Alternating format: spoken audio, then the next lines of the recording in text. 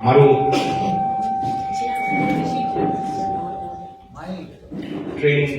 Train খানিকটা বিভ্রাট হওয়ার কারণে আমি একটু দেরি করে পৌঁছেছি।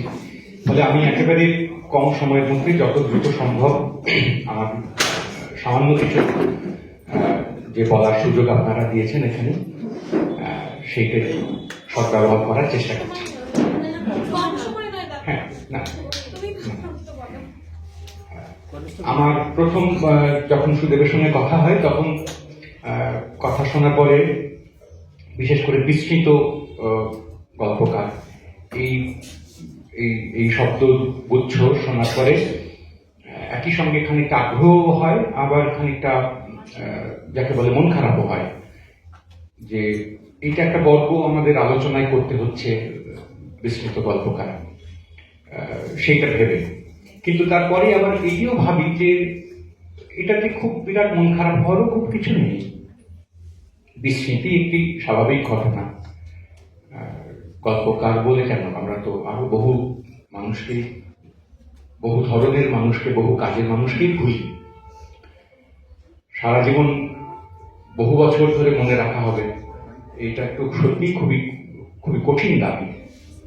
কিন্তু কাউকে কাউকে মনে রাখা দরকার ছিল, কিন্তু ভুলে গেছি। মনে রাখলে তার খুব কিছু এসে যেত না, কিন্তু যারা মনে রাখবেন তাদের খানিকটা উপকার হতো। সেইটা মাথায় রেখে একটুখানি খানিকটা নিজেদেরকেই কি বলবো, খানিকটা সমালোচনা করা যেতে পারে। তো বাংলা সাহিত্যের ক্ষেত্রে অন্য সাহিত্যের মতোই এরকম অনেক গল্পকার আছেন যাদের আমরা পরে ভুলে গেছি। বলে আরো কিছু কম বেশি আছে, সবাই একরকম ভাবে ভুলে গেছি তা নয়, কিন্তু প্রতিষ্ঠান ভুলে গেছে, এইটা বলাটাই বরং একদিক থেকে ভালো। আমি যাদের কথা বলবো তাদের কথা আপনারা এখানে যারা আছেন তারা সবাই ভোলেননি, আমি নিশ্চিত। বিশেষ করে আমার বন্ধু অনির্বাণ বসু, আর সে নিজেও গল্পকার, উপন্যাসিক এবং গবেষকও বটে। তো এইরকম ক্ষেত্রে মাঝে মাঝে আমি ওর সঙ্গে কখনো কখনো কথা বলার চেষ্টা করে একটুখানি বাজিয়ে দেখার মতো আর কি, যাকে বলে যে অনির্বাণের খাতায় নাম আছে কিনা। তো সেইটা বেশ প্রায় সব ক্ষেত্রেই দেখা যায় অনির্বাণের খাতায় নাম আছে। তার মানে প্রতিষ্ঠানের এক অংশ ভোলেননি এরকম নাম তারা, কিন্তু বেশিরভাগ লোক সাধারণ যারা গল্প পাঠক, সাধারণ পাঠক, তারা ভুলে গেছে। কৃষ্ণ চক্রবর্তী এবং আনিস চৌধুরী, এই দুজনের কথা আমি সামান্য আপনাদের কাছে বলবো। প্রথমে এও ভেবেছিলাম যে বিস্তৃত গল্পকার যেহেতু, তাদের একটা করে গল্প পাঠ করলে কিরকম হয় যদি সুযোগ হয়। তাদের বই এই মুহূর্তে আলাদা করে কিনতে পাওয়া যায় না, ছাপা হয় না। তো তাতে দেখা গেল যে পরে ভাবলো যে না, যদি পাঠের পরিবর্তে একটু একটু করে কথা বলা যায়, অন্তত একটা করে গল্প ওদের দুজনের নিয়ে। সেইটি আমি আপনাদের সামনে এখন করার চেষ্টা করব যে এই দুজন গল্পকার, তাদের এখানে যারা অনেকদিন ধরে গল্প লেখেন, পড়েন, তারা হয়তো কৃষ্ণ চক্রবর্তীকে স্মরণও করতে পারবেন, তাদেরকে তার কথা ভাবতেও পারেন অনেক ক্ষেত্রে। কিন্তু নতুন প্রজন্মের লোকজনের ক্ষেত্রে একটু মুশকিল, এই কারণে যে গল্প পাওয়া মুশকিল, গল্প পাওয়া যায়। কৃষ্ণ চক্রবর্তীর কথাই আগে বলি। কৃষ্ণ চক্রবর্তী সুকান্তর বন্ধু, কবি সুকান্তর বন্ধু, এবং বলা যেতে পারে কবি সুকান্তর হাত ধরেই গল্প লেখার প্রথম যে পর্ব তা সেটা শুরু হয়েছিল। প্রথম গল্প ছাপা হয়েছিল সুকান্তর আগ্রহে। সুকান্তর সঙ্গে তখন পর্যন্ত তার আলাপ পরিচয় ছিল না, চিনতেন না। তো তবু সুকান্তই তার গল্পটি না চিনেই ছাপবার বন্দোবস্ত করেন, প্রেসে দিয়ে দেন। পরে তাঁদের আলাপ হয়। পরে সুকান্তরই মধ্যস্থতায় তাঁর গল্প পরিচয় পত্রিকায় ছাপা হয়, আরো অন্য পত্রিকাতেও ছাপা হয়। অরণি পত্রিকাতেও সুকান্ত এবং কি বলে কৃষ্ণ চক্রবর্তীর দুজনের লেখা পরপর ছাপা হয়েছিল। এবং খুবই মজার একটা গল্প হচ্ছে এই যে পরে কৃষ্ণ চক্রবর্তী 1960 সাল নাগাদ সুকান্তকে নিয়ে একটা স্মৃতিকথা লিখেছিলেন, স্মৃতিকথা ও মূল্যায়ন এই নাম নিয়ে। তো সেইখানে এই এই কথাগুলো উনি উল্লেখ করেছেন যে সুকান্তর সঙ্গে পরিচয়, যোগাযোগ, গল্প নিয়ে কথাবার্তা। এবং অরণি পত্রিকায় যখন দুজনেই গল্প জমা দিতে গেছেন, তখন অরুণ মিত্র সেখানে ছিলেন, আরো অনেকেই ছিলেন। তো তাদের এতে দেখা যাচ্ছিল যে দুটো গল্পই লিখেছেন দুজনে, কিন্তু কপি করা হয়েছে একই হাতের লেখা। অর্থাৎ দুজনের মধ্যে কার হাতের লেখা সেটা ওখানে বলা নেই। দুটো গল্পই একই হাতের লেখা, কিন্তু তলায় নাম দুটো আলাদা। তো গল্প জমা নেওয়ার পরে সম্পাদক তখন বলেন যে হাতের লেখা একই দেখছি, কোনটা কার। তখন তারা নিচে নামটা সই করে দেন, ভালো লাগে। তো এতটাই বন্ধুত্ব ছিল সুকান্তর সঙ্গে। এবং পরিচয়, অরণ্য এরকম পত্রিকাতে তো বটেই। তারপরে সুকান্ত চলে যাওয়ার পরে গল্প আর লেখা প্রচুর হয়। সুকান্ত সম্পর্কে যারা পরে লিখেছেন তারা অনেকে খানি কটাক্ষ সুরেও লিখেছেন। এক ছিল কৃষ্ণ চক্রবর্তী, রোজই একটা করে নতুন গল্প নিয়ে চলে আসতো সুকান্তকে পড়ানোর জন্য, এরকম ভঙ্গিতেও কিছু কথা আছে। তো সেই কৃষ্ণ চক্রবর্তী পরে আরো অন্য পত্রিকাগুলোতে লিখেছেন, কিছু উপন্যাসও লিখেছেন। আপনার উপন্যাস অনেকেই হয়তো পড়েওছেন, অনেকেই পড়েছেন। তার মধ্যে একটি উপন্যাসের কথা, যেমন পাণ্ডব পক্ষের কথা অনেকের মনে থাকবে। চোরাবালি নামক একটি উপন্যাসের কথা বিশেষ করে কিন্নরদা ঘাড় নাড়ছেন, এবং আরো অনেকেই হয়তো সেগুলো এই উপন্যাস তখন দেখেছেন, পড়েছেন। কিন্তু তারপরে এগুলো আমরা আস্তে আস্তে খানিকটা ইচ্ছে করে, খানিকটা অনিচ্ছায়, খানিকটা প্রতিষ্ঠানের মদতে, সব মিলিয়ে মিশিয়ে, খানিকটা একাডেমিয়ার বদান্যতায়, নানা কারণে আমরা বেশ যৌথভাবে এগুলো ভুলতে পেরেছি। এমন বলছি না আমি যে সেসব উপন্যাসগুলো সব একেবারে চূড়ান্ত কালজয়ী উপন্যাস, সেগুলো সারা জীবন মনেই রাখতে হবে, বারবার করতে, আমি বলছি না। মানে ত্রুটি খামতিও আছে। বিশেষ করে আমরা সমালোচক যারা, বিশেষ করে এই স্কুল কলেজ বিশ্ববিদ্যালয়ে পড়ানোর গুমর যাদের আমাদের আছে খানিক, তারা তো এরকম উপন্যাসকে ভালো মন্দ খুব চটজলদি দাগ দিয়ে দিতে পারে যে এটা ভালো, এটা কালের পরীক্ষায় উত্তীর্ণ, আর এটা নয়। তো সেই সব নানা ধরনের খাড়া এসে পড়ে। তো সেইগুলো মাথায় রেখেও আমি বলছি যে তবুও এই ওর কিছু কিছু উপন্যাস আরেকবার করে পড়ে দেখা দরকার। বিশেষ করে এখন 2025 সালের যে পরিপ্রেক্ষিত, তাতে কখনো কখনো কোনো কোনো লেখা আরো একবার করে পড়া। চোরাবালি নিয়ে আমার মূল কথা নয়, আমি একটি গল্প নিয়ে আপনাদের সামনে কথা বলবো, ঘুমোট সে গল্পটি। কিন্তু তবুও চোরাবালি নিয়ে একটি মাত্র কথা আমি বলবো।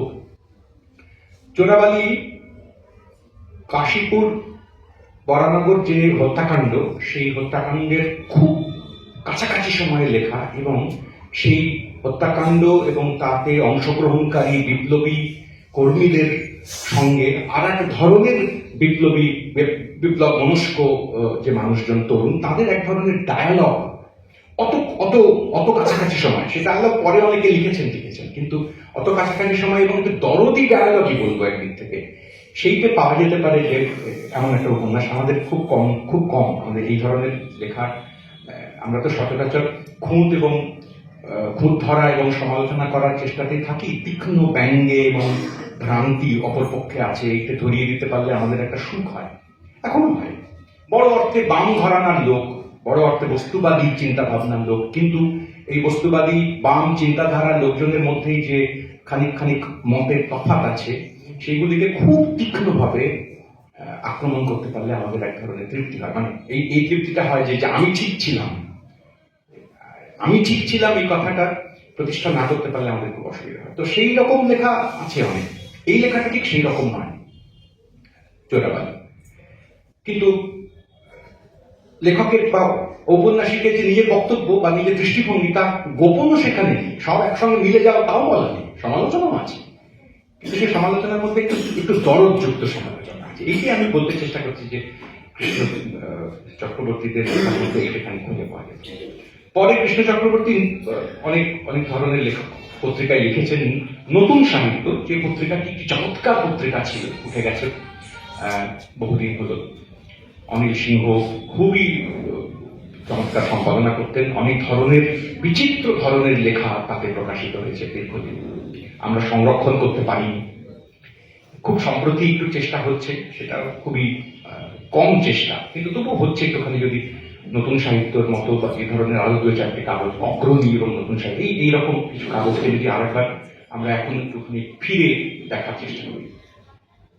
আসলে অনেক সময় এরকমও হয় যে গল্প চর্চা করতে করতে, উপন্যাস সাহিত্য চর্চা করতে করতে আমাদের সূক্ষ্ম নানা ধরনের কৌশল, বুদ্ধির দীপ্তি, কিংবা ধরা যাক নানা ধরনের নিরীক্ষা ইত্যাদিতে আমাদের আগ্রহ যত বাড়ে, তত কম নিরীক্ষামূলক, তথাকথিত যাকে আমরা প্রথা অনুসরণকারী লেখা বলে চিহ্নিত করি, সেগুলির প্রতি এক ধরনের অবজ্ঞা তৈরি হতে থাকে অনেক সময়, দুর্ভাগ্যজনকভাবে। সেই অবজ্ঞা সবসময় খুব ইতিবাচক হয় না।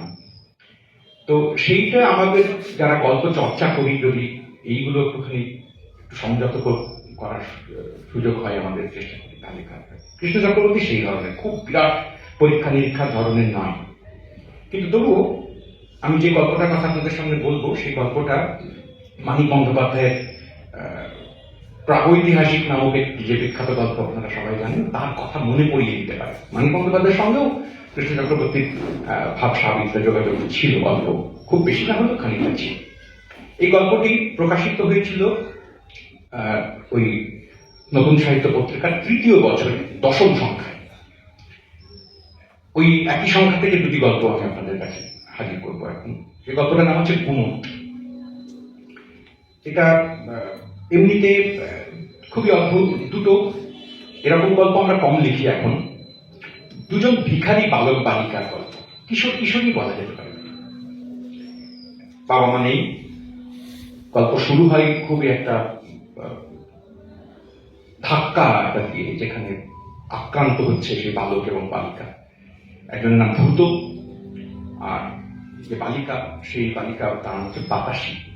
ভূত আর বাতাসী তাদের দারিদ্র, একাকিত্ব, নিঃসঙ্গতা, সীমাহীন দারিদ্র তার ছবি দিয়ে শুরু হয়। তারা ভিক্ষা করে এবং এমন একটা জায়গায় তারা থাকে যে জায়গাটা খুবই থাকার মতো নয় যাকে বলে। সেখানে তাদের মা ছিলেন, এককালে মারা গেছেন, বেশ কিছুদিন হলো ওলা ওঠায় মারা গেছেন, বুঝতে পারা যাচ্ছে কলেরা হয়েছে আচমকায় দুম করে। তখন বাতাসী খুবই ছোট, ভূত খানিকটা বড়। এবং ভূত আর বাতাসী তারা ভাই বোন, কিন্তু গল্প প্রথম একটা পর্ব পর্যন্ত এভাবে এগোতে থাকে যে বাতাসী ভূতকে কিছুতেই দাদা বলে ডাকবে না, ভূত বলে ডাকবে। আর ভূত তাকে খুব রেগে যায়, তার একটা কর্তৃত্বের সুযোগ থাকে, সে যে দাদা এটা সে বারবার শুনতে পেলে তার খানিকটা আনন্দ হয় বা মারধর করে কখনো কখনো। আর বোন দাদাকে খুবই ভালোবাসে, সে মার খায়, কখনো অভিমান করে, তারপর আবার দাদা বলে, তার ইচ্ছে করে না তাও বলে। এরকম ভাবে গল্প শুরু হয়, প্রথম ১-১.৫ পাতা ২ পাতা। তারপরে আমরা গল্পের আদত জায়গায় গিয়ে পৌঁছতে থাকি, যেখানে দেখা যাবে যে কোনো এক কলকারখানা কেন্দ্রিক শহর, নাম বলা নেই, সেখানে একটা ঘাট আছে, হুগলি জেলার কথা আমাদের মনে পড়তে পারে। সেই ঘাটের পাশে ভিখারিরা বসেন।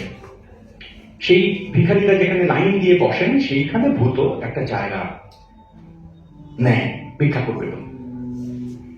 কিছু কিছু টাকা পয়সা তার উপার্জন হতে থাকে, কম মারপিট করতে হয়, বিভিন্ন অন্য ভিখারি যারা থাকে তাদের সঙ্গে হাতাহাতি চলে, জায়গা কেমন নিয়ে এই সমস্ত বলে। তারপরে লড়ে মরে ভূত একরকম করে থাকে। কোনো দিন তাদের এই ভিক্ষার পয়সার পরে পেয়ে তাদের একটুখানি ভাত রান্নার সুযোগ হয়। প্রথম এতেই পাওয়া যায়, যখন ভিক্ষা করে ২-৪টে পয়সা উপার্জন হচ্ছে, সেই সময় বাতাসী তার দাদাকে বলে যে আজকে রান্না হবে। হাঁড়ি টাড়ি কিছু নেই, পাত্র টাত্র নেই।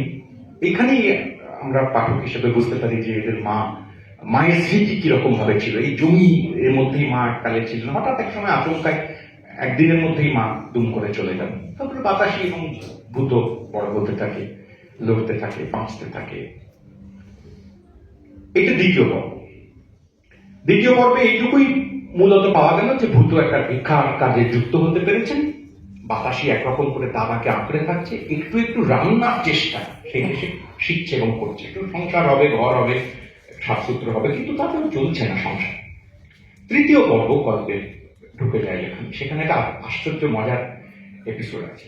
এই ঝগড়াঝাটি লড়াই যখন চলছে, ভূত অন্য ভিখারীদের সঙ্গে যুদ্ধ করছে, এই সময় আচমকা যে খবর আসে যে চন্দ্রগ্রহণ আছে সামনে। তো তাতে ভিখারি ভূত তার একেবারে মন নেচে ওঠে। চন্দ্রগ্রহণ আছে, তার মানে তো খুবই উপার্জন হবে, চমৎকার। এটা অনেকে হয়তো খেয়াল করবেন বা কেউ কেউ নাও খেয়াল করতে পারেন। কলকাতা শহর লাগোয়া যে মানুষজন, তাদের অতটা হয়তো চোখে পড়বে না, কিন্তু মফস্বলের মানুষ এটা খানিক জানেন যে গ্রহণ লাগবার দিনে যে স্নান করবার ধুম পড়ে গ্রহণ চলাকালীন নদীতে, সেই সময় একটা প্রায় মেলার মতন অবস্থা তৈরি হয়ে যায় কোথাও। তো ভিখারিদের তাকে খুব আগ্রহ, গ্রহণে কত আগ্রহ হয়, গ্রহণ লাগলে খুব ভালো, কেন না প্রচুর আয় হবে। তো ভাই বোনের কথা হয় যে তাহলে গ্রহণ লাগবে, কি আনন্দ, প্রচুর উপার্জন হবে, ইত্যাদি ইত্যাদি। এই সমস্ত বলে গল্প তৃতীয় এবং সবচেয়ে জরুরি পর্বে ঢুকে পড়ে। 4টে পর্বে আমি ভাগ করছি গল্পটাকে। এবং ভূত তারপরে বাতাসীকে বলে যায় যে যাবে কিন্তু ঠিক সময়, আমি চলে যাচ্ছি আগে। গল্পকার কৃষ্ণ চক্রবর্তী খানিকটা নির্মম ভাবেও এইখানে কিছু কিছু ওই যাকে আমরা টেকনিক বলি, সেসব কারখানা এখানেও আছে, একদম নেই তা নয়, শুধুই গল্প বলে যাচ্ছেন কিস্সার মতন তার মোটেও নয়, যাকে প্রাতিষ্ঠানিক নানা রকম পরিভাষা ইত্যাদি ব্যবহার করে ন্যারেটোলজির নানা চক্রে এখন ওই কথকের অবস্থান ব্যাখ্যা করতে গিয়ে ফোকালাইজেশন ইত্যাদি নামে দেখা হয়, যে কার চোখ দিয়ে আসলে কথাটা বলা হচ্ছে, কথকে বলছেন কিন্তু ফিগারাল ফোকালাইজেশন, একটা গালভরা নাম দেওয়া হয়েছে, সেই ফিগারাল ফোকালাইজেশন কৃষ্ণ চক্রবর্তী ব্যবহার করেন মাঝে এক একটা চরিত্রের পার্সপেক্টিভ থেকে এক একটা বয়ান আসে, তারপরে আবার কথকের বয়ান তার মধ্যে ঢুকে পড়ে, আবার চরিত্রের বয়ানে যায়, এই যাতায়াত করে গল্প ওঠা পড়ার দিক থেকে যায়। ইন্টারেস্টিং জায়গাটা আমি আপনাদের দু একটা জায়গা পড়ে দেখাবো। এই পর্যন্ত এসে প্রায় শেষের দিকে এসেছি, গল্পের মূল ধাক্কায় আমরা পৌঁছতে পারি।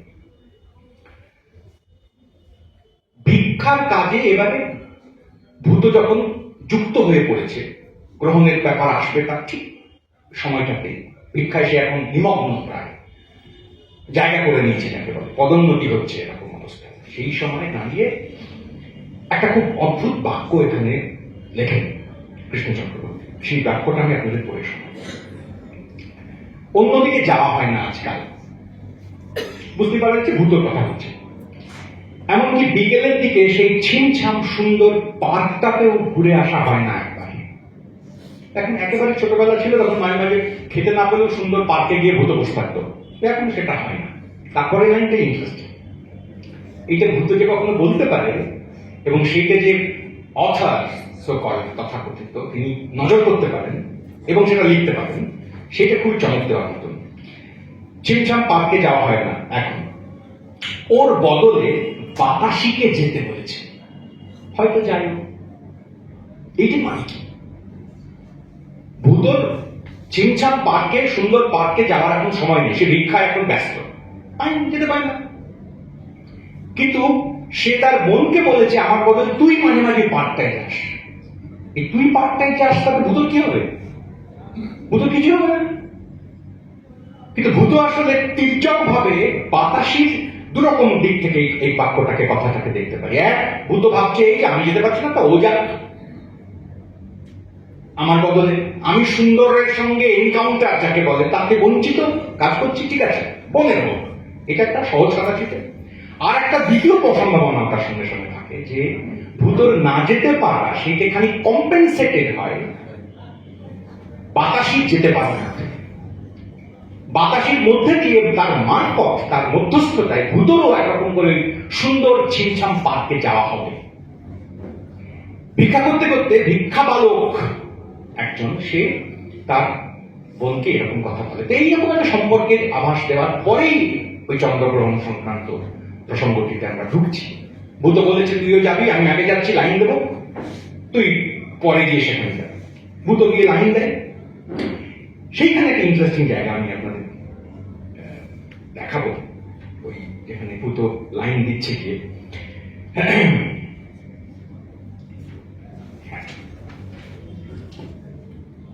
গ্রহণের দিন সকাল থেকে ভিড়ে এসে জুটেছে স্নানঘাটের সম্মুখ থেকে 3 সারে। একটু লক্ষ্য করবো আমরা যে এই কথনের মধ্যে চোখটা কার, এটা একটু লক্ষ্য করবো। বলছেন তো কথক স্বাভাবিক, কিন্তু কার চোখ? ওই যে আমরা এখন ভাগ করি না, যে হু সিজ আর হু সেজ, এই দুই ভাগের মধ্যে সেরকম, ঠিক সেই জায়গাটা। সকাল থেকে ভিড়ে এসে জুটেছে স্নানঘাটের সম্মুখ থেকে 3 সারে লাইন দিয়ে চলেছে একজনের পেছনে আরেকজন। লাইন দিয়ে ভিখিরি মানুষজন যান। মধ্যবিত্ত মানুষের সাধারণ বৈশিষ্ট্য হচ্ছে একটু দেখে না দেখার চেষ্টা করা, বাবা ওইদিকে ভিখিরিরা যাচ্ছে, পাশে চলে গেল। কিংবা কেউ কেউ এমন মন্তব্য করতে দেখেছি, খুবই দেখেছি, কাছের লোকও দেখেছি, বাবা এদের জ্বালায় আর হাঁটা যায় না রাস্তায়। তো কৃষ্ণ চক্রবর্তীর মতো লোক সেইটি খুব মনোযোগ দিয়ে দেখেন, লাইন দিয়ে গায়ে হাত দিয়ে যেন ওখানেও একটা নিশ্চিত গণতন্ত্রের পদ্ধতি রাখতে হবে, ধুমধারাক্কা করে আগে পিছিয়ে চলে যাওয়া যাবে না, সেই বিশেষ শৃঙ্খলা রাখতে হবে। স্নানঘাটের সম্মুখ থেকে 3 সারে লাইন দিয়ে চলেছে একজনের পেছনে আরেকজন। বেলা বাড়ছে, লাইনও বেড়ে চলেছে ক্রমে। বাড়তে বাড়তে সন্ধ্যার দিকে বড় রাস্তার মোড়ের কাছে পৌঁছলো, যেন সার বেঁধে নেমন্তন্ন খেতে বসেছে সবাই। নতুন নতুন ভিখারি, যাদের বড় বেশি দেখা যায় না এই তল্লাটে। এত ভিখিরি আছে এ শহরটায়, অন্য সময় থাকে কোথায় এরা? এই বয়সটা কার?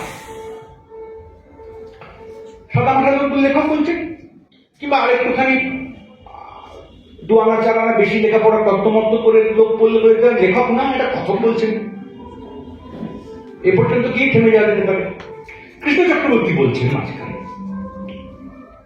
বা তার তৈরি করা কথক বলছে মাঝখানে। কিন্তু কৃষ্ণ চক্রবর্তীর ধাঁচের যে কমিটেড লেখবার যে যে ধরন, সেখানে এই ওই যেটাকে আমরা ফোকালাইজেশন বলছিলাম, সেটা মাথায় রাখলেই বুঝতে পারা যাবে যে এই কথাটা কৃষ্ণ চক্রবর্তীও বলছেন না, তার তৈরি করা কথকও আসলে বলছে না, তার মধ্যস্থতায় আসলে বলছে একটা ক্লাস।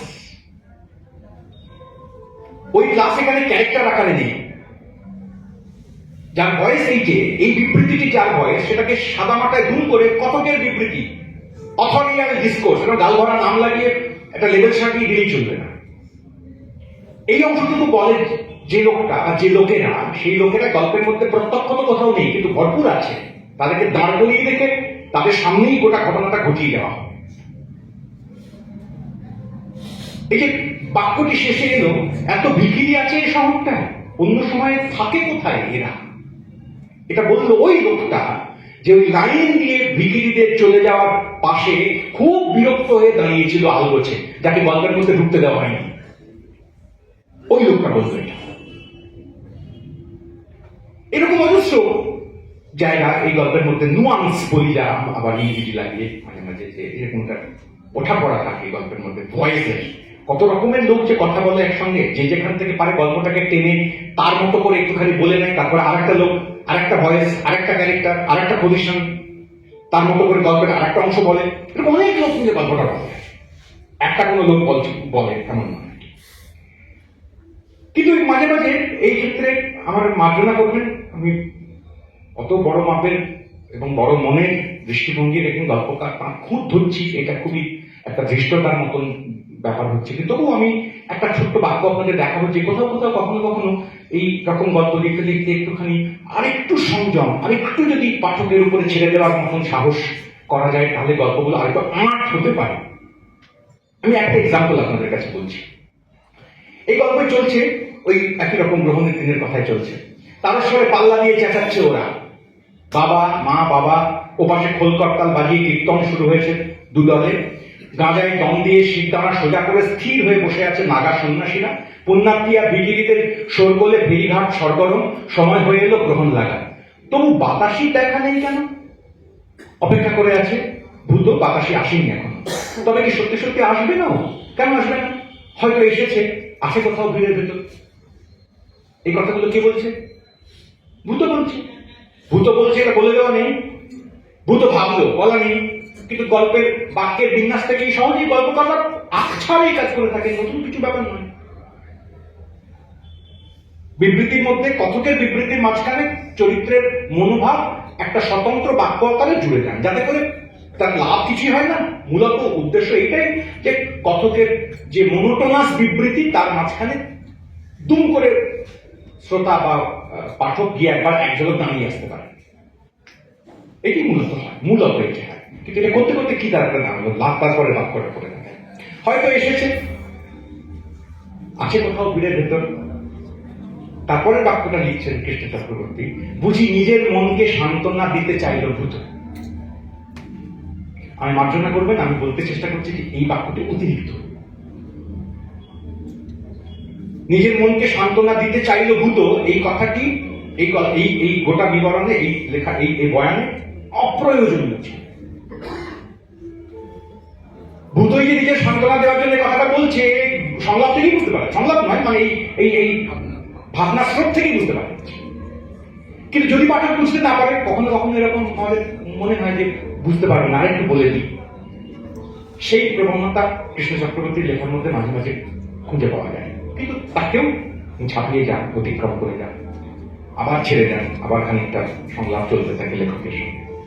এরপরে কি হয়? আমরা শেষ পর্বে এসে পৌঁছেছি, প্রায় গল্পের চতুর্থ এবং শেষ পর্ব। শেষ পর্যন্ত বাতাসে আসে না, বিখ্যাত সময়কাল পার হয়ে যায়। ভূত, যাকে এতক্ষণ পর্যন্ত আমরা ভারী সাদর, যাকে বলে আদর সমেত আমরা দেখছিলাম, যে বাতাসের প্রতি তার খুবই দরদ, ভালোবাসা, সে মাঝে মাঝে ভাবে কি করে আর একটুখানি জিনিসপত্র কেনা যায়, এবার একটু টাকা উপার্জন হলে এইটা সারাবো, ওইটা কিনবো, একটা কড়াই কিনবো, বুঝলি, এসব কথা সে বলে। মায়ের কথা মাঝে মাঝে স্মরণে হয়, মা ওইখানে মারা গেছিল, সে কথাকে এবার তাদের মনে করবার খানিক সুযোগ তৈরি হয়েছে। মানুষের এই মনে করবার সুযোগের জন্য এক ধরনের নিরাপত্তা লাগে, তো যার নিরাপত্তাই নেই সে মনে করবার সুযোগটুকু সবসময় পায় না। তো এরকম মনে করার ব্যাপার সেটা ভালো। এইরকম পর্বে এসে শেষ অব্দি বাতাসি ওখানে যায় না। গ্রহণ লেগে গেছে, লোকে তারস্বরে চিৎকার করছে, যারা কীর্তন গাইছিলেন তাদের কাছে সবচেয়ে বেশি প্রণামী পড়েছে, প্রচুর চাল ডাল ইত্যাদি, আর বাকিরাও কিছু কিছু পেয়েছে। খুব রাগ হয় দুটো, কেন ওরা অত বেশি পাবে, আমরা কি খেল না, আমাকে এখানে ভিক্ষা কম দেওয়া হবে, প্রতিযোগিতামূলক একটা পরিস্থিতি। তারপরে যখন শেষ হচ্ছে প্রায়, এবার গ্রহণ উঠে গেল, লোকে ফিরবে, সেই সময় ভূত একটা কাণ্ড করে। এক অন্ধ ভিখিরি সামনে বসেছিল, সে চোখে দেখতে পাচ্ছে না, তার সামনে যেটুকু তার যে উপার্জন ছিল চাল ডাল ইত্যাদি, সেইটাকে সামনে দেখে ভূত এদিক ওদিক তাকিয়ে সেখান থেকে মোটলা পেটে খানিকটা নিয়ে দৌড় করে। নিজের উপার্জন, পকেটে কিছু পয়সা, আর ওই অন্ধ ভিখারির যে সংগ্রহ তার থেকেও সে আপনাকেও পাঠক একটা ধাপ করে ধাক্কা খান। প্রায় নায়ক বানিয়ে ফেলছিলাম। ভূতের জন্য দরদ তৈরি হচ্ছিল মনে মনে। মধ্যবিত্ত পাঠকের আগে কি কি করে তার মনের মধ্যে তার যে মোরালিটির যে পারসেপশন সেইকে একটুখানি চট খেয়ে যায় যাকে বলে। কিন্তু ভূত নির্বিকার, তার তেমন কিছু মনে হয় না, সে ওটা লোপাট করে নিয়ে তারপরে ছুটে চলে আসে বাড়ি। বাড়ি এসে দেখে কোথাও কেউ নেই, বাতাসিও নেই, ঘরেও কিছু নেই। বাতাসি রান্না করছে তার কোনো চিহ্ন নেই। তো পরিশ্রম করে, টাকা পকেটে আছে, হাত দেয়, খানিকটা চাল ফাল রাখে, আজকে ভাবে খুব ভালো রান্না হবে, তারপর ঘুমিয়ে পড়ে। নাকে একটা গন্ধ লাগে, ঘুম ভাঙে, দেখে সে একটা কাপড়ের টুকরো ন্যাকড়ার মতো পড়ে রয়েছে, সেখান থেকে গন্ধটা আসছে। হাতে নিয়ে দেখে সেই ন্যাকড়াটা আসলে বাতাসির গায়ের কাপড়। তখন সে ভাবে কি হলো, কাপড় কি? তখন সে রাস্তায় বেরিয়ে পড়ে খুঁজতে, বাতাসি বাতাসি ইত্যাদি খুঁজে পায় না। নিশুত রাত, এখানে সেখানে আরো কয়েকজন দিকে ঘুমোচ্ছে, বাতাসিকে কোথাও সে দেখতে পায় না। তারপর সে হঠাৎ আবিষ্কার করে বাতাসির নগ্ন দেহ সামনের একটা নর্দমার মধ্যে পড়ে গেছে। গল্প এখানে শেষ হয়ে যেতে পারত। আমরা একটা করুণ গল্প পেতাম যে এরকম হলো, আহা দুই বালক বালিকা ভিক্ষা করতে গেল, ভিক্ষাও পেল, কিন্তু শেষ পর্যন্ত দেখা তার বোনটা মারা গেল, গল্প শেষ।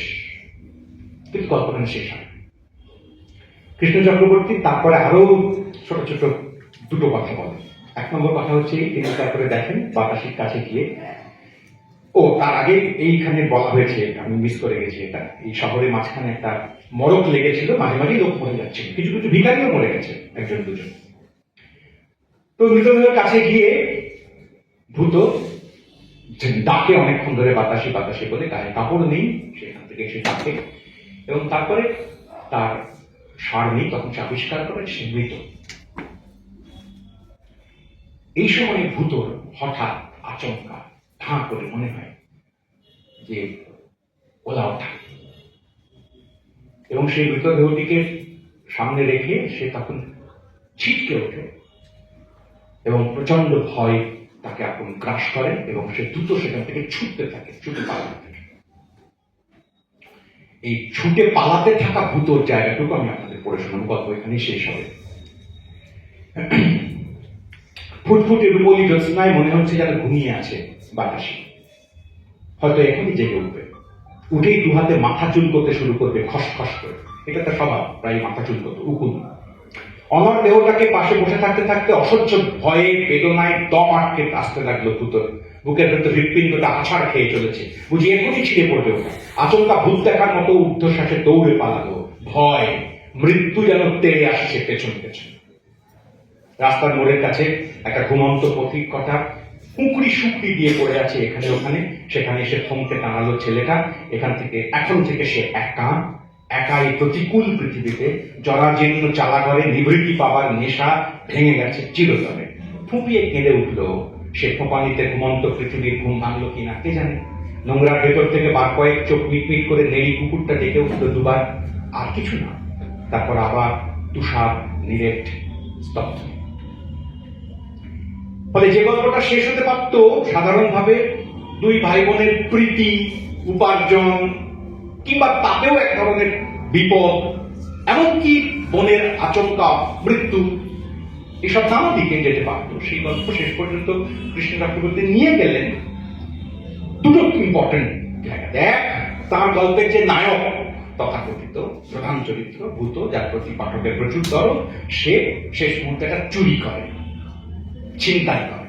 আর দুই, তার বোন, তার মৃতদেহ কি, এখানে তার সম্ভাবনা সন্দেহ আছে ওলা ওঠাতেই সে বোধহয় মরেছে, মরকেই মরেছে, তার দেহকে ছুঁয়ে ফেলেছি আমি, আমারও এবার মরক হতে, আমারও এক্ষুনি সেই একই অসুখ হতে পারে, এটার সম্ভাবনা। কিন্তু এখানে খটকা থেকে যাওয়ার কথা যে তাই যদি হবে তো জামা কাপড়টা ঘরের মধ্যে খোলা গেল। ওলা ওঠা একটা লোক ধরা পড়েছে, তার সে নর্দমাতে এসে ওখানে পড়ে রেখেছে, তার অন্য কোনো চিহ্ন নেই। ফলে এই সম্ভাবনাও পাঠকের মনে তৈরি হবে যে এটা ওলা ওঠা নাও হতে পারে। ওলা ওঠায় মরতে যাচ্ছে এটা ভেবে তো কেউ গায়ে জামা কাপড়টা খুলে ঘরের মধ্যে রেখে তারপরে নর্দমার কাছে গিয়ে মরেনি, এটা তো অবিশ্বাস কথা।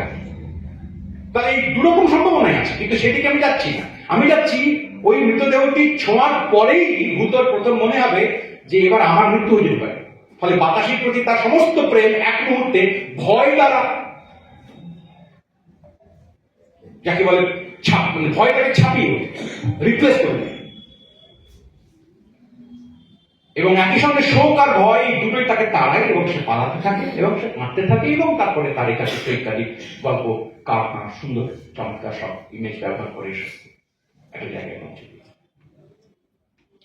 ফলে গোটা গল্প আমি আমি দেখুন, আপনারা আমাকে বলতে পারেন যে তুমি গল্প পড়ো না, তো জানবে থেকে এই কালের সব গল্প তুমি পড়েছো। এটা আমি নতমস্তকে কথা এই অভিযোগ যদি ওঠে আমার ওটাই উচিত, যাতে আমি মানব যে সত্যি আমি সব বা অনেক প্রচুর গল্প যে পড়তে পারি তা নয়, কিছু কিছু পড়া হয়। কিন্তু খুবই তো একটা ঘটনা যে একটা মনে হওয়া যে সত্যি সত্যি একটু শহর এবং মধ্যবিত্ত, তার টানা পড়েন, তার একাকিত্ব, এগুলো খুবই জটিলতা। এগুলো কোনো একটাও খুব কম বিপদের আমি তা বলছি না, বা কম গুরুত্বপূর্ণ তার সেদিকেই যাচ্ছি। এক্সিস্টেন্সিয়াল ক্রাইসিস, বিশ্বায়নের ধাক্কায় মানুষের আরো ক্রমশ একা হতে থাকা, এগুলো সবই খুবই জরুরি এবং প্রচন্ড তাৎপর্যপূর্ণ গল্পের বিষয় বা গল্প লেখার কারণ অভিজ্ঞতা। কিন্তু একেবারে এর বাইরে আর যে সমস্ত লোকেরা আছেন শুধু স্রেফ আতঙ্কে থাকেন, স্রেফ প্রান্তে থাকেন নানা কারণে, তাদের দিকে পৌঁছানোর, কাছাকাছি পৌঁছানোর চেষ্টা ঈষৎ বা পৌঁছলেও সেখানে এক ধরনের কি বলবো, এক ধরনের করুণা, দয়া, মমতা, আহারে ইত্যাদি বা ভঙ্গি দিয়ে লেখার প্রবণতা কখনো কখনো খুবই চোখে দৃষ্টিকটু, যাকে বলে দৃষ্টিকে একটুখানি ধাক্কা দেওয়ার মতন বলে মনে হয়। আমরা লিখবো নিশ্চয়ই আরো অনেক অন্য রকমের, আর এক দিক থেকে আর এক রকম করে, কিন্তু একটি ভিখারির জীবনের দৃষ্টিভঙ্গি, ভাবনা, এই যে একজন গল্পকারের লেখার মধ্যে উঠে আসছে, তিনি ওইখানে গিয়ে ওই ব্যাপারটিতে থেকে, ওইখান থেকে ওইকে হয়ে লিখে ফেলছেন, এরকম সংখ্যা কম। হতে পারে কৃষ্ণ চক্রবর্তীর মতো লোকেদের লেখা আমাদের কম পড়ার বা কম পছন্দ হওয়ার এটা একটা কারণ। দ্বিতীয় যার গল্পটি বলবো, আর 5-7 মিনিট সময় নেব আপনাদের, আবর্ত। ওই একই নতুন সাহিত্য পত্রিকার সংখ্যাতেই বেরিয়েছিল। আমি প্রথমটা বলবো ভেবেছিলাম, তারপরে এই দ্বিতীয়টিও ওই সূত্রেই বলবার চেষ্টা করি, একই সঙ্গে উল্লেখ করা উচিত। আনিস চৌধুরী এর কথাও আমরা এই বাংলায় বিশেষ করে খুব বেশি জানি না। তত না জানার একটা কারণ হচ্ছে এই যে আনিস চৌধুরী দেশভাগের পরে ওই দেশে চলে যান, পূর্ব পাকিস্তানে চলে যান, এবং তারপর সেখানে 1990 সাল পর্যন্ত তিনি জীবিত ছিলেন। 1929 সালে তাঁর জন্ম, 1990 মৃত্যু। ওনার প্রথম গল্পের বই কিন্তু বেরিয়েছে ওই দেশে যাওয়ার পরে, অনেক পরের দিকে, 78 সালে।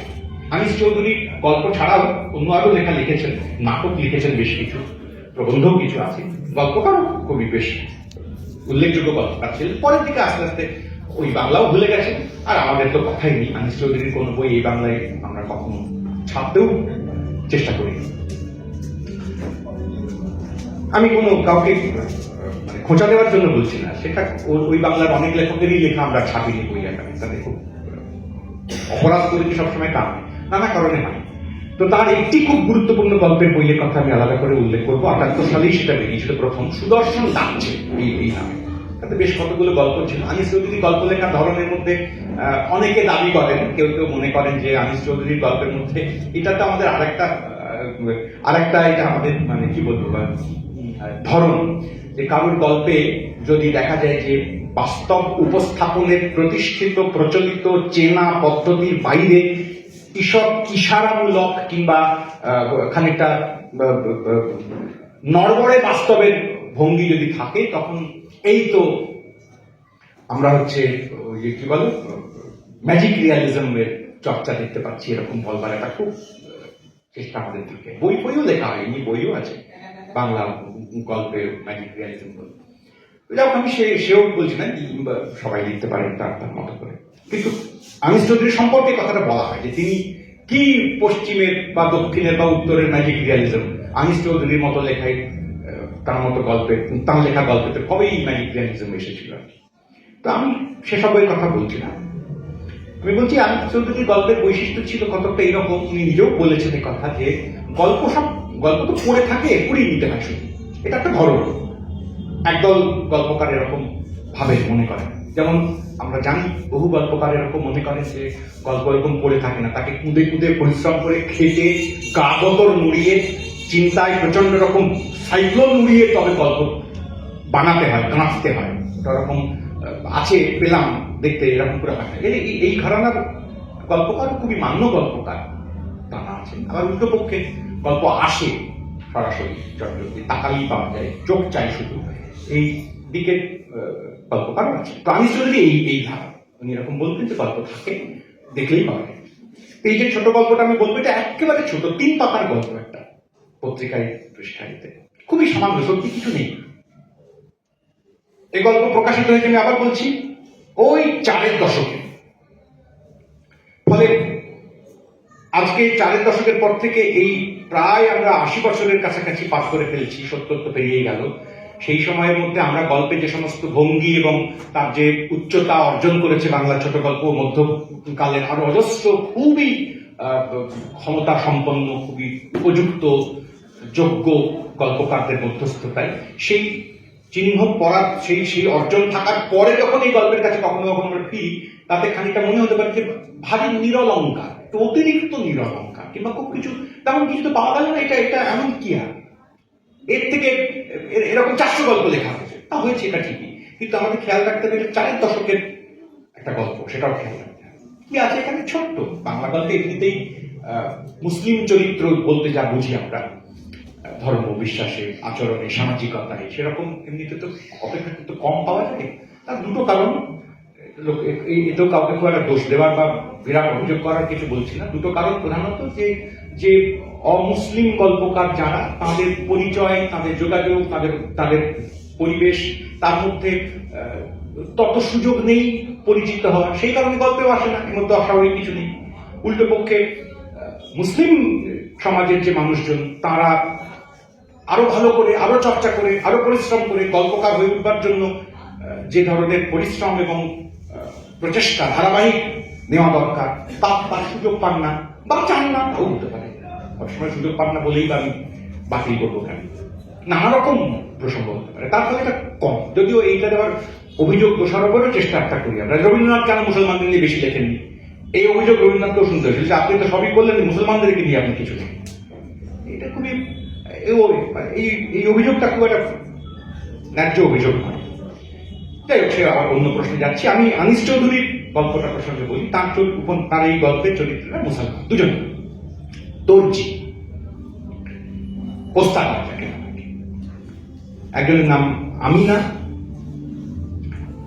আর ফাতিমা, আমিনা বলছি, ফাতিমা আর আমিন, এই দুজন স্বামী স্ত্রী। তার ছোট্ট 4 পাতার গল্পের মধ্যে তাদের দারিদ্রের কথাই আছে, অন্য কিছু না। দারিদ্রের কথা জোর করে করে লিখতে হবে, না লিখলে খারাপ গল্প, এরা আমি বলছি না। দারিদ্র না দেখলে লিখবেন করতে, গল্প যদি দারিদ্র এর মধ্যে না থাকেন আন্তরিকভাবে, তাহলে জোর করে দারিদ্র লিখতে গেলে সেটা খুবই বানোয়াট একটা ব্যাপার হওয়ার কথা।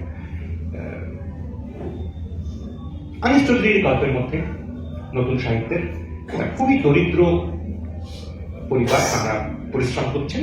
গল্প শুরু হয় একটা অকিঞ্চিতকর ঘটনা দিয়ে, একজন মেশিনের নড়বড়ে সেলাই কল চালাচ্ছেন, পা ধরে আসছে। ওই প্যারাগ্রাফটা আমি পড়ে শোনাবো আপনাদের, একটু খুব মিছে এবং সাপ একই সঙ্গে একটা বিবৃতির ধরন আর কি, যেখানে কল চালানো লোকটি তার পায়ের বিবরণ দিচ্ছেন গল্পকার, খুবই জমাট। নড়বড়ের সেলাইয়ের কলটা নিয়ে ওর ঝঞ্ঝাটের অন্ত নেই। পাদানির উপর পা চালিয়ে বেগ তুলতে হয় চাকায়, আর ক্রুদ্ধ সূচটা ফনা তুলে এসে কাপড়ের বুকটা খুঁড়ে দিয়ে যায় অসহনীয় যন্ত্রণায়। বোঝা যাচ্ছে গল্পের সূচ, সুতো, কাপড় এইসবের মধ্যে যেসব মেটাফর এসে বাসা বাঁধছে, সে মেটাফরেরা কি কারণে এইরকম এই বিশেষ মেটাফর তারা নিচ্ছে, এই বিশেষ উপমা তারা নিচ্ছে, এতে বোঝার কোনো অসুবিধা নেই। সত্যি তো আর সূচের হয় না, এটা ট্রান্সফার এপিতে এর মতন, সূচের কিছু হচ্ছে না, হচ্ছে যে লোকটা দেখছে এবং কাজ করছে তার। 17 বছরের ছেলে থাকলে একদিনে মানুষ হয়ে উঠবে, অথচ এই সেলাইয়ের ফলটা ক্রমশই ওর ভাবনা হয়ে দাঁড়াচ্ছে। বর্তমান যুগের একটা তুচ্ছতম আবিষ্কার নিয়ে যত ঝামেলা, তৃষ্ণার্ত দেহের পাঁজরে পাঁজরে শুধু তেলের তৃষ্ণা। হপ্তায় নিদেন পক্ষেও 1 ছটা কত মেটাবে আমি? একটা গোটা প্যারাগ্রাফের শেষ বাক্যের শেষ শব্দটিতে আমি তাকে ধরা গেল। তার আগে পর্যন্ত কোনো নাম নেই, ওর এই সর্বনাম দিয়ে চলছিল, এক ধরনের ডিস্টেন্স থাকছিল। এবার আমরা আমিনে এসে পড়লাম, তারপরে সেলাই কল চালাতে থাকা আমি, তার ক্লান্তি, সব চলে। একটা তুচ্ছ অকিঞ্চিতকর ঘটনা, কাঁচি খুঁজে পাচ্ছে না, তারপরে এখানে ওখানে খুঁজছে, হঠাৎ করে তার স্ত্রীর গায়ে ধাক্কা লেগে গেল। স্ত্রীও খুঁজছিলেন, ফাতিমা। কিন্তু স্ত্রীকে যখন বলা হলো যে তোমার লাগলো কি, স্ত্রী বলে না কিছু হয়নি। তো এই যে স্ত্রী বললে না কিছু হয়নি, এমন কিছু নয়, এইটাতেও আমিনের একটা রাগ হয়ে যায়। কেন এরকম করে বলবেন? একটু দেখি জায়গাটা, একটু বিরক্তির সুরে আমিন বলে, চুপ করে ভূতের মতন, সরি, দেরাজ খুললো না নেই। ব্যস্ততার সঙ্গে দেরাজ বন্ধ করতে গিয়ে চিৎকার শুনে চমকে ওঠে আমি। ফাতেমা ওর পিছনে দাঁড়িয়ে, বোধহয় দেরাজে কাঁচি খুঁজছিল। অন্ধকারে দেখতে পাইনি আমি, কেমন মার্বেল পাথরের মতো ঠান্ডা নির্বোধ এই মেয়ে ফাতেমা। ওই যে আমার ফোকালাইজেশনের কথা বলছিলাম, যে কেমন ঠান্ডা নির্বোধ মার্বেল পাথরের মতো মেয়ে এই ফাতেমা। বোঝা যাচ্ছে এ তো আর গল্পকারের নিজের কথা নয়, কতকেরও কথা নয়, এ তো ওই লোকটার কথা। কিন্তু কোথাও বলা হলো না, মনে হলো আমিনের, তাও বলা হলো না, আর গল্প গড়িয়ে চলে গেল, কনফিডেন্সের সঙ্গে চলে গেল। পাঠক বুঝে ফেললেন আরামসে, কোনো প্রবলেম নেই, এটা গল্পকার বলছেন না। একটু বিরক্তির সুরে বলে আমি, চুপ করে ভূতের মতো দাঁড়িয়ে আছো, বলতে পারো না? শুভ্র দাঁতের আকস্মিক হাসিটা কখন যেন মিলিয়ে যায় আমিনের নিদারুণ গাম্ভীর্যের শাসনে। একটু বিরতি নিয়ে আমিন বলে, হাতে লেগেছে তো? তা লাগবেই না, কিছু না, ও আমার হরদমই হচ্ছে। কাজ কি অত শত? এই বাড়িতে যদি আজকাল বাধা পেলেও কেউ মুখ বুঝে সইতে চায়, চাক না, তা কি করবে তার? আমি বাধা পেলেও যদি ব্যথা পেলেও মুখ বুঝে যদি সইতে চায়, তো সব বল, ব্যথা পেয়েছে, ধাক্কা লেগেছে, না সেটাও বলবে না। এটাও এক ধরনের বিরক্তি হয়। এই বিরক্তি তাহলে গল্প গড়াতে থাকে প্রথম 2 পাতার মধ্যে আমিন আর ফাতিমার মধ্যেকার ভালোবাসা, লড়াই, না খেতে পাওয়া, কোন রকমের ইজের তৈরি করা, কাপড় কেটে কেটে তারপরে হাতে বিক্রি করতে যেতে হবে। এই যে সেলাই মেশিনের কথা এতক্ষণ ধরে হলো, সে গল্পের মাঝখানে গিয়ে জানতে পারবো সেই সেলাই মেশিনটা আসলে ভাড়া নেওয়া, অন্য লোকের কাছ থেকে, নিজের মেশিন নয়। 17 বছর ধরে চলছে। হাতে বিক্রি করতে গিয়ে দেখা যায় যে তেমন বিক্রি হলো না, বা হলো 4-5টা, তাতে কিছু টাকা পাওয়া গেল। এইবার এতক্ষণ পর্যন্ত সেই বিরক্ত আমি, যে একবার ক্রুদ্ধ ফনার ছবি দেখছিল সূচে, সেলাইতে, কাপড়ে, যে এমনকি ফাতিমা কেন চিৎকার করে লাগলো বলছে না তাতে বিরক্ত হচ্ছিল, কাঁচি খুঁজে দিচ্ছে না কেন তাতে তার রাগ হচ্ছিল, তাকে নির্বোধ মেয়ে বলে মনে হচ্ছিল, মার্বেল পাথরের মতো ঠান্ডা শীতল। এইবারে সেই 4টে কাপড় বিক্রি হওয়ার দর্জি আমি, সে টাকাটা নিয়ে ফেরবার সময় ভাবে তাকে টাকা দিতে হবে, ভাড়া দিতে হবে, সে তো আছে, কিন্তু মনে করে যে অনেকদিন ধরে ফাতিমা বলে যে একটু তেল চুলে দেওয়ার কথা। তো সে হেঁটে হেঁটে বাড়ি ফেরার পথে 4টে টাকা নিয়ে তেলের দোকানের সামনে যায়, মাথার তেল, চুলে তেল দেওয়া। কেউ বলেন তোকে, এমনি যায়। যেখানে দোকানে গেছে সেখানে হঠাৎ করে পিছনে হাত, দেখা যায় যে তার মেশিন, যে মালিক, সে বলছে ভাড়া দাও। তোমার তো বিক্রি হয়েছে আজকে? বলছে না, তেমন হয় না, হয়েছে, অনেকদিন ভাড়া বাকি পড়ে আছে। এবার দোকানে সে বলে দিয়েছে যে ওই বিশেষ তেলটা দাও, সে দোকানদার তেল বের করে দাঁড়িয়ে রয়েছে, আর পিছনে এই সময় এসে বলছে মেশিনের ভাড়া দাও। এই মাঝখানে দাঁড়িয়ে রয়েছে আমি। এইটুকু আমি আপনাদের কাছে পড়ে আমার কথা শেষ করব। 12টা টাকা, একটা টাকাও কম করলো না শাহজাহান। শাহজাহান মানে ওই মালিক। আমি বলে ভাড়া মিটিয়ে আজকাল যা আসে তাতেও পোষায় না, 6 আনা পয়সার অভাবে। দোকানদার তখনও চেঁচাচ্ছে, কি হলো, কেশ বিলাসী নেবেন, বড় বোতল না ছোট? কোনো কথা বলে না। আমি নাও বলে না যে না নেবো না, রেখে দিন, পরে আসবো, এইটাও বলবার মতো অবস্থায়। কোনো কথা বলে না। আমি না, কোনো কিছুতেই ওর কাজ নেই। ওর 1 সপ্তাহ খাটুনি নিঃশেষিত। দাওয়ায় এসে বসে হাত পা ছড়িয়ে, গায়ে সেই কাঁপুনি, শিরায় শিরায় উন্মাদনা, পায়ের পেশি দুটো কাঁপছে উত্তেজনায়। রাতের অল্প প্রহরে ওর ক্রুদ্ধ চোখ দুটো এসে পড়ে সেলাইয়ের কলের উপর, অবচেতনের মতো টুলের উপর বসে পড়ে, আর অবিরাম গতি আনে চাকায়। কলকব্জার আওয়াজ কেমন ভয়াবহ হয়ে ওঠে। আরো জোরে জোরে চোখ বুজে পাদানির উপর পা চালায় আমি। চাকাটা ঘুরে ওঠে, সূচটা তীব্র আক্রোশে হাঁপাতে থাকে। তারপর কখন ববিনের সুতোটা ছিঁড়ে যায়, ছিটকে পড়ে ভেতর থেকে কি যেন একটা, পা দুটো সজোরে চেপে ধরে আমি। গল্প শেষ। আপনাদের মনে পড়ে যাবে কারো কারো নিশ্চয়ই শিল্পী বলে একটা গল্পের কথা। একটু আলাদা, সেটা হবেই। একই বাক্য সকালে বিকালে বললে আলাদা বাক্য হয়ে যায়। কিন্তু ওই গল্প শেষে এখানে এসে দাঁড়ালো যে লোকটা কিছু বললো না, না বলেই চলে এলো যে না তেল লাগবে না, আমার এখন পয়সা নেই, তো বলতে পারবো। তারপর বাড়ি ফিরে এসে এইসব করলো, হাঁপালো, আক্রোশ হলো, সূচটা তীব্র আক্রোশে কাটতে থাকলো কাপড়।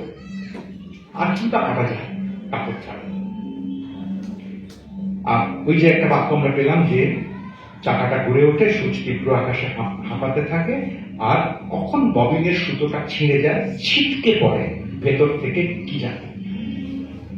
মেশিন আক্রান্ত হয়, পাঠক টের পান যে মেশিন আক্রান্ত হলো না, আসলে ছিঁড়ল, ভাঙলো, চুরমার হলো, মাটিতে ছিটিয়ে পড়লো, অন্য কিছু